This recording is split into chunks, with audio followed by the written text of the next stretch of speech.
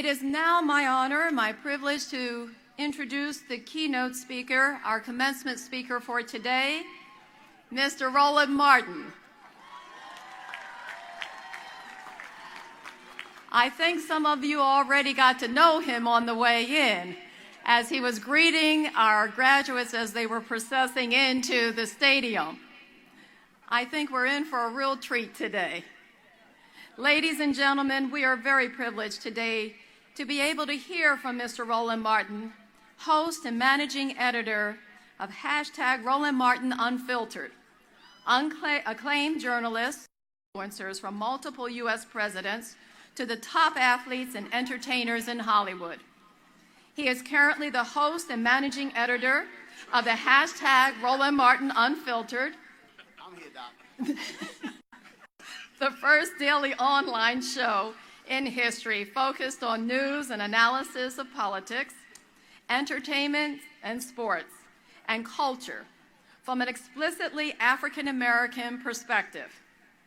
Since 2008, he has been a senior analyst for the Tom Joyner Morning Show, where his daily segment is heard on more than 100 stations, reaching 8 million people daily.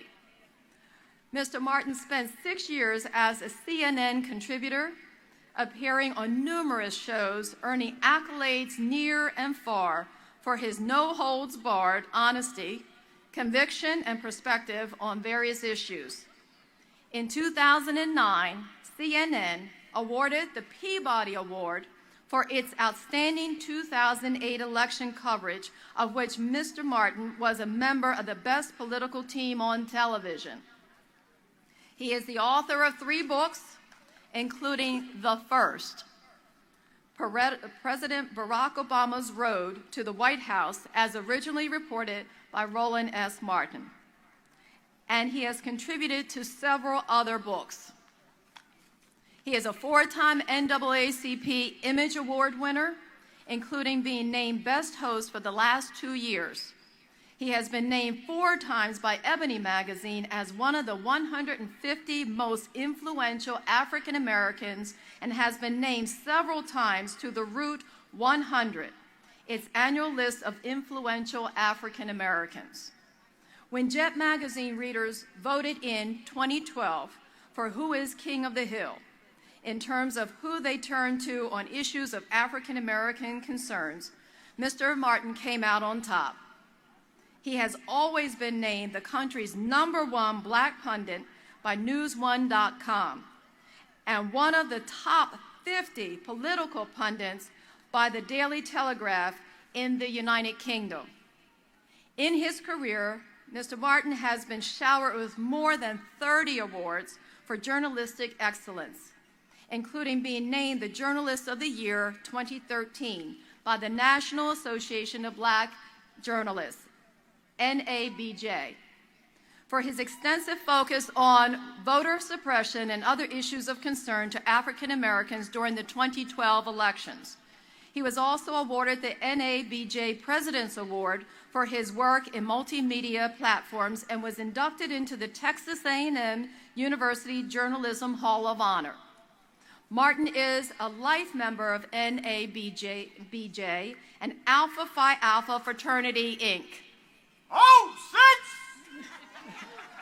6! I paused for a minute for a reason.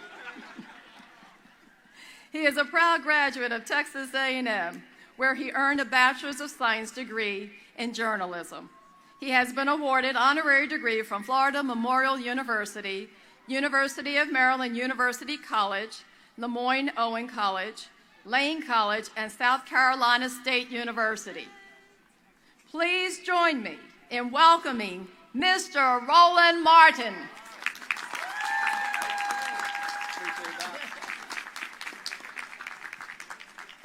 All right, how we doing? We good? All right, glad to see y'all here, especially all y'all late people. Especially some of the graduates. 2 sisters walking up. I'm like, y'all can't walk behind us. She said, can we skip? No, you're late. You got to wait. It is good to see all of you here. It's glad to be here, glad to be back on this campus. Doc, thank you so very much for inviting me. It's always great. This is the 17th commencement I've done, 15th at an HBCU, and it's always a pleasure to do so. But this is not a funeral. I'm trying to understand. Look, folks being quiet, taking it easy. I appreciate all this sort of stuff. The band over there falling asleep. I had to wake a couple of them up. So I know y'all don't have a full band, but I didn't come to HBCU to hear some symphonic music. So before I speak, I need y'all to play something to wake this crowd up, because this is a damn graduation. This is a celebration. This is not a funeral. It's not a wake. This ain't the repast. So I need y'all at least 90 seconds. Come on, because y'all over there asleep.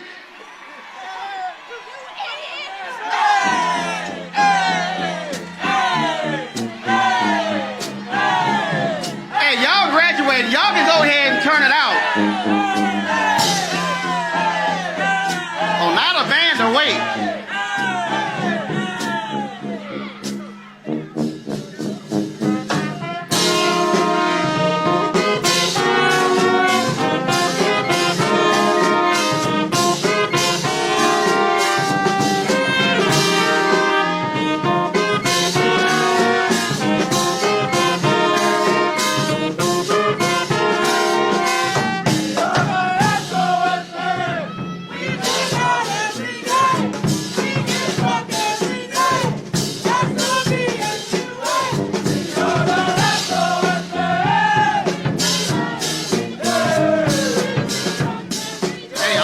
Special guests, y'all can stand up too, class of 69. I mean, y'all can get up now.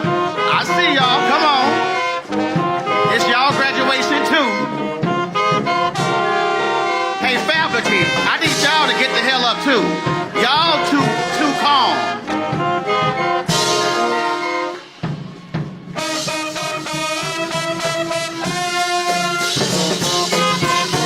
All y'all family, y'all paid to get here. Y'all need to be standing up too.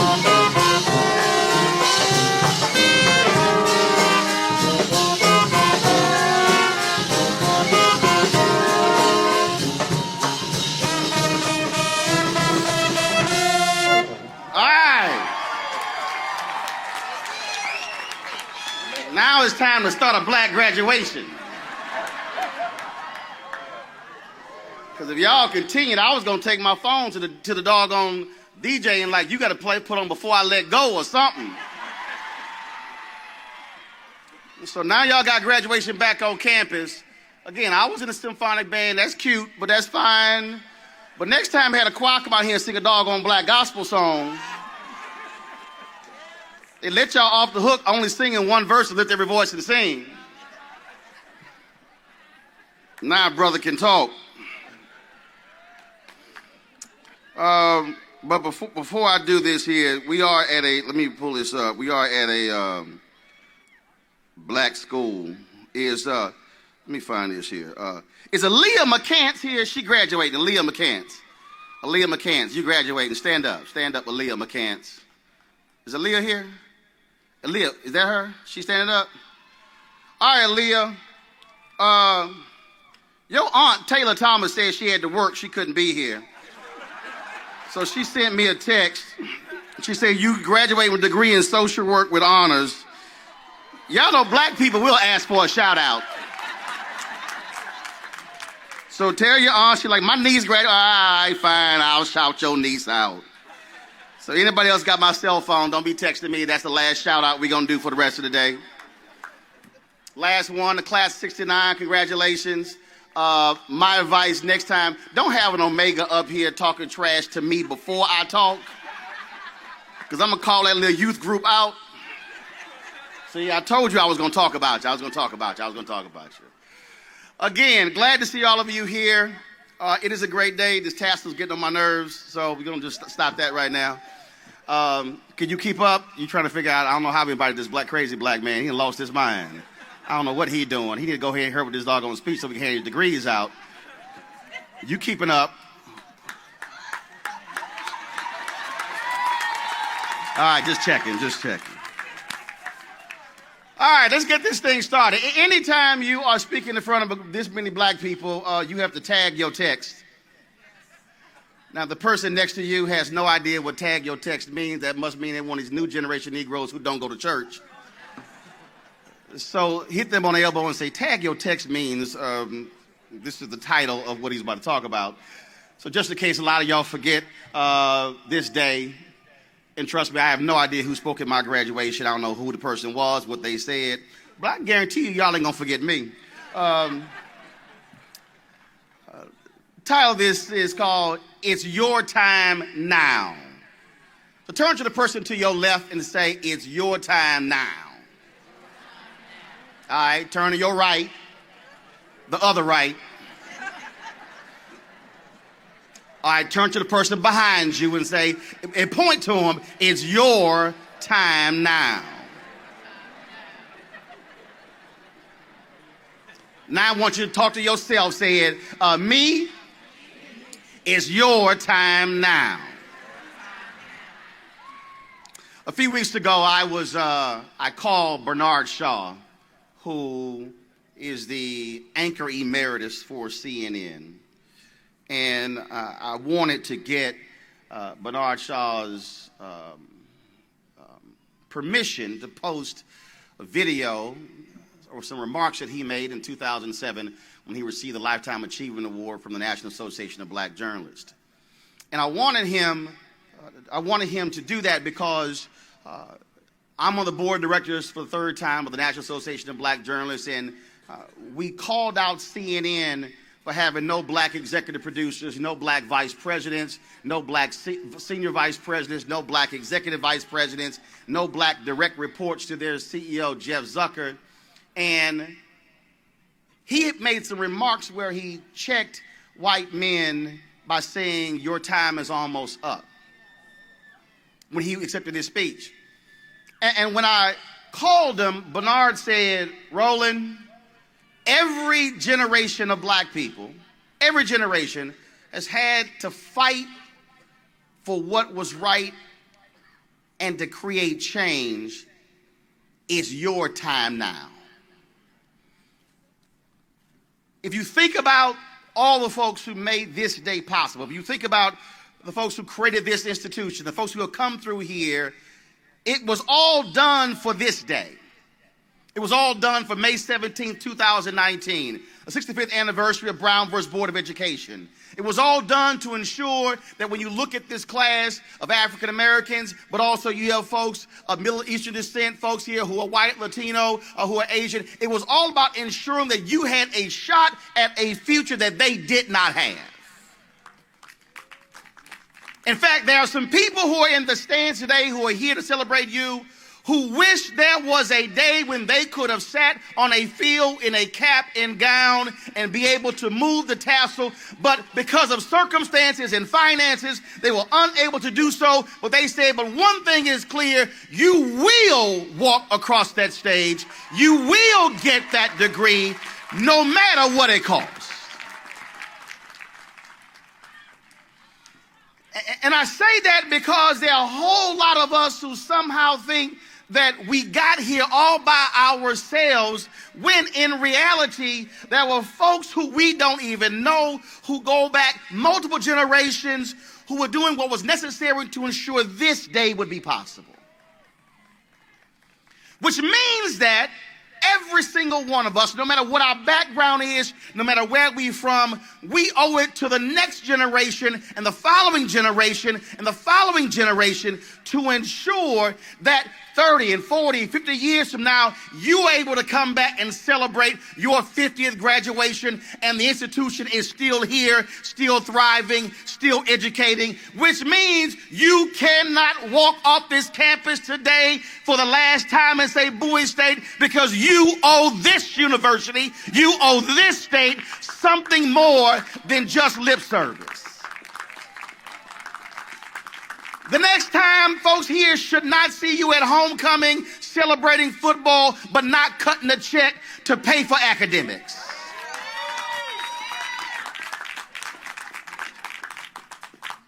Because when we look at across this country, when we see HBCUs, the average giving of alumni is 5%. That is an abomination, because when you had freed slaves who put pennies and nickels together to ensure this day will come, I dare say this generation deserves to give them more than that. And it's our job to ensure that this institution remains strong, which also means I fully expect every single graduate of this class to tell Governor Larry Hogan and the state of Maryland that a $100 million settlement for what the state has done to HBCUs is grossly unacceptable. It is wrong, and what they owe HBCUs in this state, far more than that. And I say not 100 million, but I say at least 1 billion for what has been done. And this school should not be spending precious resources on lawyers fighting for equity and funding. It is wrong, and it's time for Maryland, a blue state, to do right by its HBCUs.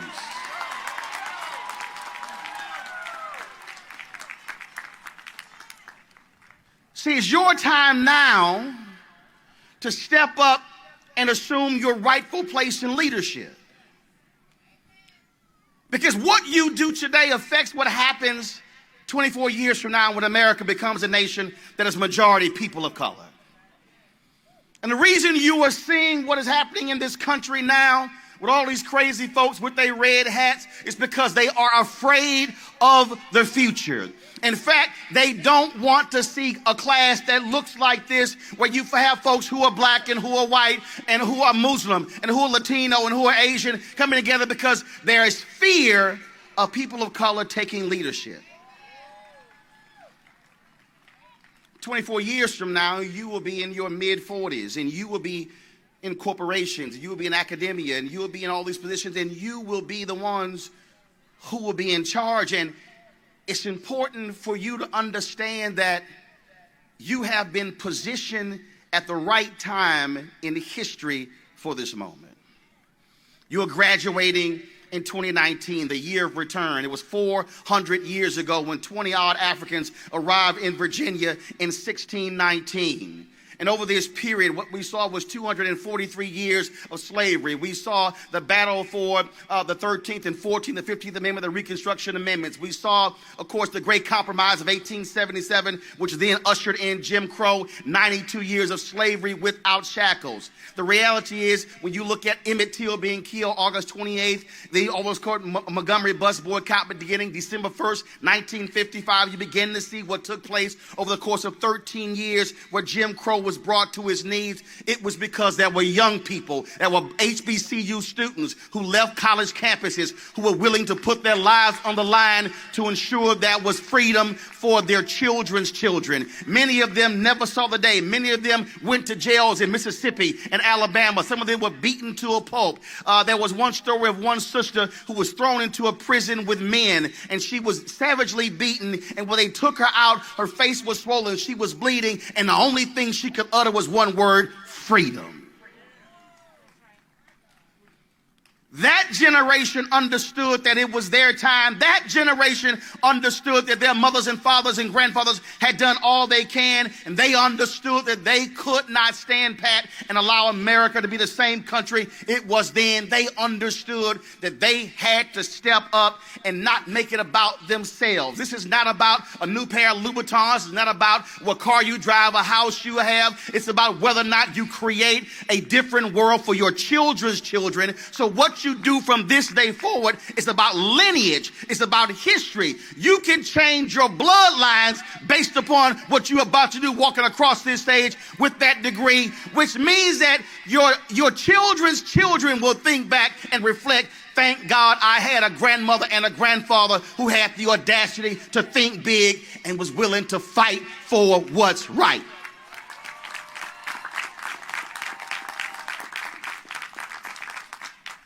See, I know some of you are sitting here and you're saying, well, that's great, but I don't really think I'm going to deal with all of that. Well, I can show you a whole line of people who thought that they were not going to have to be fighting battles in 2019 that folks were fighting in 1969 and fighting in 1959. But the reality is, you can't show me the history of black folks in America where fight did not precede anything that we had to do. It was Frederick Douglass who said, power concedes nothing without a demand, never has and never will, which means that we came out the womb fighting. We're going to be fighting while we're here, and we're going to be fighting when we go to our graves, because that is our story. And see, I ain't got a problem with that, because see, some folk don't want to fight some people. And so you got to make a decision right now whether you're going to be one of those folks who will stand pat and allow others to fight the battles for you, or whether you're going to get in this game and say, no, it's now my time to fight this thing. And I know there's somebody saying right now, well, yeah, but Roland, but everybody in the graduating class, they not black. But see, if you go to Montgomery and you go down the highway, there's a memorial to Viola Liuzzo, white woman from Michigan who left Michigan to help register black folks in Selma. When they had the Selma to Montgomery march, and then when it was over, she was driving back to Selma from Montgomery. 3 Klansmen drove up beside her in the truck, fired a shotgun, blew her head off, and they thought they killed the brother who was sitting next to her.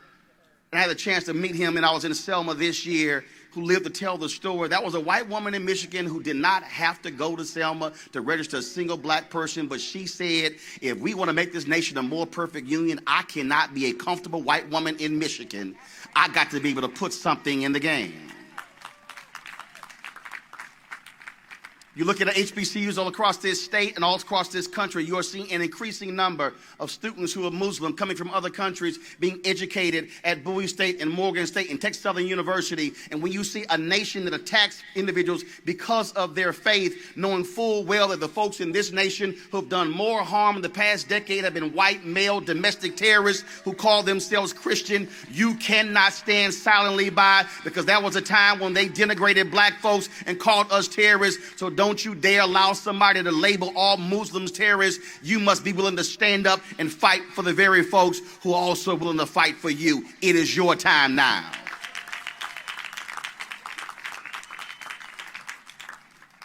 Even though it's 2019, even though we have the appearance of equality, even though you have a sister who is the president of your university, you cannot be silent, men, when black women and other women are getting paid far less than other men and white men. You cannot stand silent when we see injustice. We can't stand silent when we see men disrespecting women in the workplace. It is your time now to say we will break generational curses and not be like those who came before us. The challenge for every generation is to say, how are we going to be a difference maker when it comes to the next generation and the next generation, to ensure there is going to be change, which means you must accept the mantle of responsibility to be a change agent.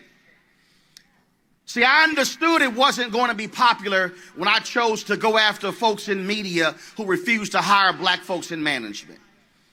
But I said I was not going to wait till I was 70 and 80 and accept the Lifetime Achievement Award or write it in a book to talk about what I went through. I said, no, when we are in the middle of the battle, I'm going to call some folks out. You know what? I understand there are some people in media, and they made it clear, no, we're not going to put him on our network because, see, he's one of those. And yeah, you're right. I'm one of those. Because, see, I called out CNN while I was working there. I call them out when I'm not working there, because I cannot stand silently by as somebody who went to a school of communications when I was in high school, chose to do this at the age of 14, knowing full well that if I don't use the power of my voice today at the age of 50, then that I'm going to make it easy for somebody coming behind me who to be an executive producer or a VP or an EP or a CEO, because the day of white men running America is over. It is your time now to use your power and your voice to change this country for the better. The only way we've been able to change anything in America is when we have been able to look folks in the eye and say, we are willing to stand up to you, to fight. And then if you think we're going to run away, no, we're going to go take a break, take a rest, and come back and get on this front line. And I know some of y'all are saying, but I got to focus, really on my job. I got to focus because I got this degree. Well, you know what? The mother of Carolyn Hunter said the exact same thing in 1970. Carolyn Hunter was a 26-year-old sister, graduated, chemistry degree. She went to work for Polaroid. And while working for Polaroid, there was a guy named Ken Williams who walked into the lobby of Polaroid one day, and he saw these things called passbooks in the lobby. And he looked at it and he said, wait a minute, we're selling those things in South Africa. As he began to investigate, if you were black South African, you had to walk around with your papers. And it was a passbook that Polaroid created. Ken Williams began to say, well, no, I can't work at a company that is supporting the apartheid regime in South Africa. And then Ken began to protest, and Carolyn Hunter, who worked there, she then began joining him, and the Polaroid Revolutionary Workers was created. I see some of y'all looking at me right now saying, I ain't never heard of Ken Williams or Carolyn Hunter or the Polaroid Revolutionary Workers, but you have heard of the divestment movement that took place in apartheid. That did not start in the 1980s. It did not start on the campus of Harvard. It did not start with Fortune 500 companies. It started at Polaroid when two black folks said Polaroid should not be used selling these passbooks to the racist regime in South Africa, and they put it on the line. Were fired from Polaroid, were ostracized. The reason the Congressional Black Caucus stood up over the issue of apartheid because it was Ken Williams and Carolyn Hunter who met with them in D.C. When Nelson Mandela died, I interviewed Ron Dellums, the late Ron Dellums. He told me the story. They were not even aware of that.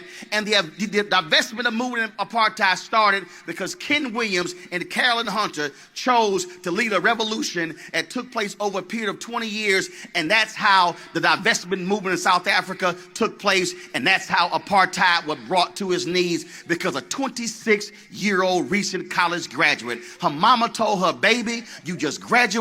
You got you a good job. You need to stay quiet and keep working. And she said, Mama, I can't work at a company that's suppressing my people around the globe. And she put that thing on the line. And the reason I even heard about the story was when I was on Martha's Vineyard, had a book signing, and I was actually staying at somebody's house there. And then it was a few months later, I'm in New York at 2 o'clock in the morning watching a documentary, and I'm looking at it going, is that the black woman's house I was staying at on Martha's Vineyard?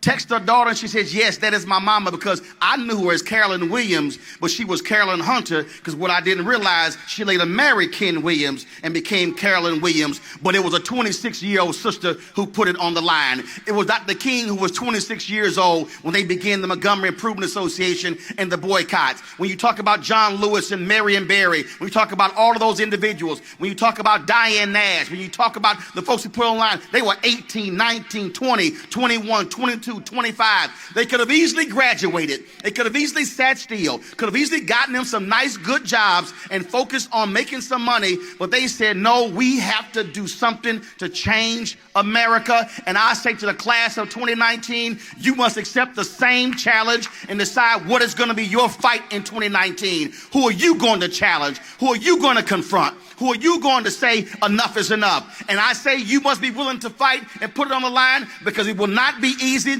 It will not be simple. It will not be something that folks will take lightly. You must look folks in the eye and say, do understand, I went to Bowie State. I struggled. I fought through. You are facing somebody who is used to fight, who is used to struggle. And if you think I'm going to give up, you got another thing coming. And if then they look at you and say, well, then we going to fight you harder. You say, you can fight me as hard as you want to, but I'm not going away. I will not look down, because it's my time now. And like my frat brother Vertner Woodson Tandy said, we will fight until hell freezes over, and then we will fight on the ice.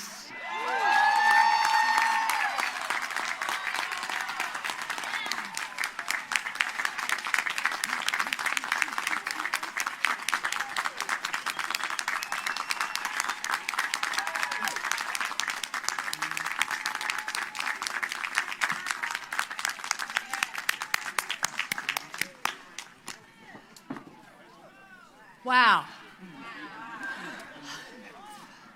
That was amazing, and thank you, Mr. Martin, for that impactful, inspiring speech to our graduating class of 2019. Did you hear that? 2019. I know they heard you. And remember, we are the Bulldogs. And Bulldogs, they know how to get it done. And they heard you loud and clear. Thank you for that charge. Thank you for those inspiring remarks. You have your message, graduating class. Take it with you on your journey ahead. Remember this commencement speaker. I have no doubt you're going to remember this commencement speaker. Please give Mr. Martin another round of applause.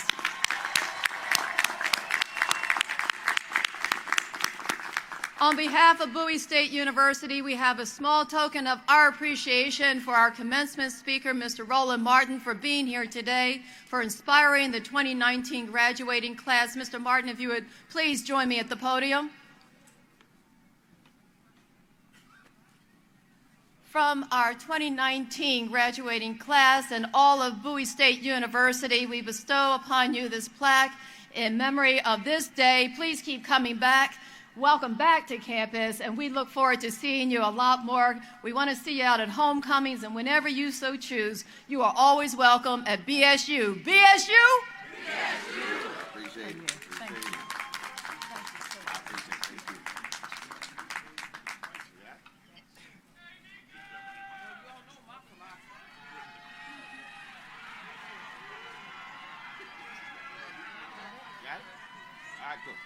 You want to support Roland Martin Unfiltered? Be sure to join our Bring the Funk fan club. Every dollar that you give to us supports our daily digital show. There's only one daily digital show out here that keeps it black and keep it real as Roland Martin Unfiltered. Support the Roland Martin Unfiltered daily digital show by going to RolandMartinUnfiltered.com. Our goal is to get 20,000 of our fans contributing $50 each for the whole year. You can make this possible. RolandMartinUnfiltered.com.